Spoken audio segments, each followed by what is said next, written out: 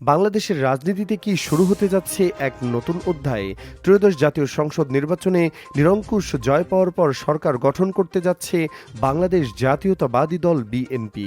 আর ঠিক এই সময়ে আলোচনায় উঠে এসেছে একটি ভিন্নধর্মী ধারণা, ছায়া মন্ত্রিসভা। কিন্তু এই ছায়া মন্ত্রিসভা কেন হঠাৎ করে একটি রাজনৈতিক অঙ্গনে এত আলোচনার কেন্দ্রবিন্দুতে? নির্বাচনে এককভাবে ২০৯টি আসন পেয়ে সরকার গঠনের পথে এগিয়েছে বিএনপি। জোট সহ তাদের আসন সংখ্যা দাঁড়িয়েছে ২১২। নতুন মন্ত্রিসভায় শপথ নিতে যাচ্ছে শীঘ্রই। ফলে দেশের রাজনৈতিক পরিস্থিতি এখন অত্যন্ত গুরুত্বপূর্ণ ও সংবেদনশীল পর্যায়ে রয়েছে।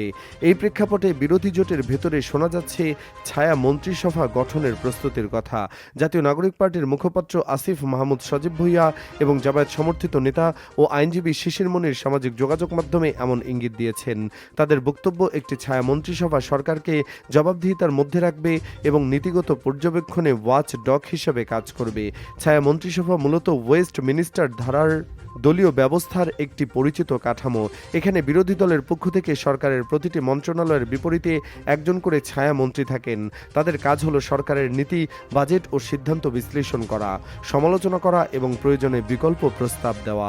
যুক্তরাজ্য বা অস্ট্রেলিয়ার মতো দেশে এটি নিয়মিত চর্চা, তবে বাংলাদেশের সংবিধানে এর কোনো বাধ্যবাধকতার বিধান নেই। ফলে এটি পুরোপুরি রাজনৈতিক সদিচ্ছা, সংসদীয় অংশগ্রহণ এবং শক্তিশালী বিরোধী রাজনীতির উপর নির্ভরশীল। বিশ্লেষকদের মতে, কার্যকর ছায়া মন্ত্রিসভা শুধু ঘোষণায় সীমাবদ্ধ থাকলে চলবে না। দরকার গবেষণাভিত্তিক নীতি বিশ্লেষণ, বিকল্প বাজেট প্রস্তাব, তথ্যভিত্তিক আলোচনা এবং সংসদে ধারাবাহিক বিতর্ক। একই সঙ্গে জনমতের সঙ্গে সংযোগ রক্ষা করা হবে গুরুত্বপূর্ণ। না হলে এটি কেবল প্রতীকী উদ্যোগ হয়ে থেকে যেতে পারে।